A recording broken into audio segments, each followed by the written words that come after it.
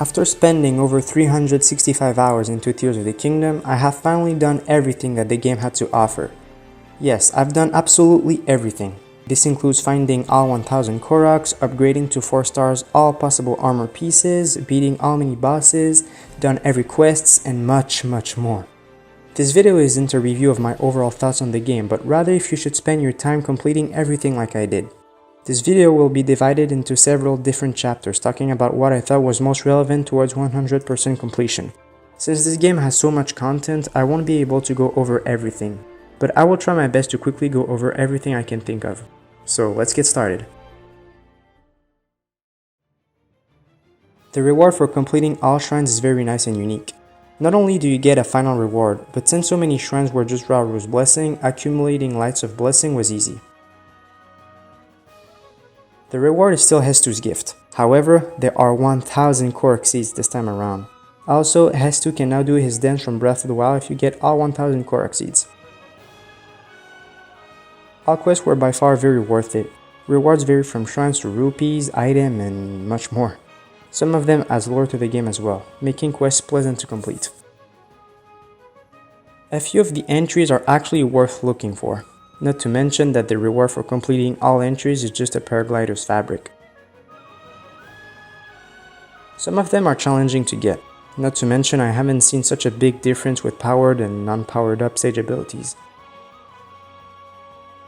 Securing all 82 signs was a very repetitive task. The final reward was just a paraglider's fabric. Only a few are actually useful. I just use the favorite section and auto build most of the time. Since most builds are required to be powered by Zonai batteries, it is necessary to max upgrade the energy cell.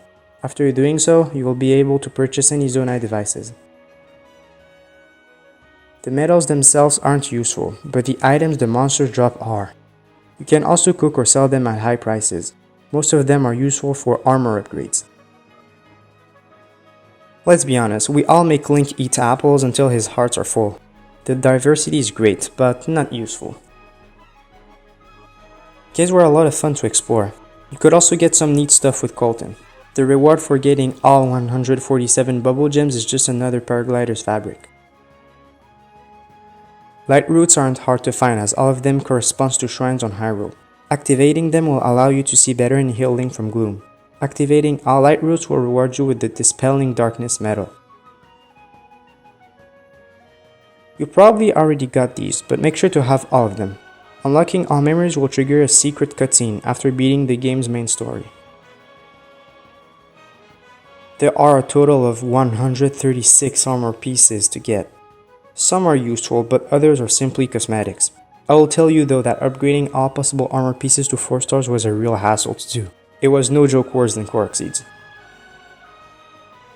3 of them are to be activated, with a few of them on the surface and in the depths. No reward is given for finding all Zonai dispensers. At least 40 pony points are needed to obtain all of these tables' exclusive horse equipments. There's a total of 11 pieces of horse equipment.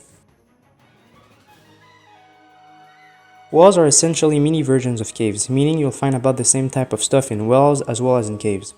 The reward for exploring all 58 wells is the All's Well key item.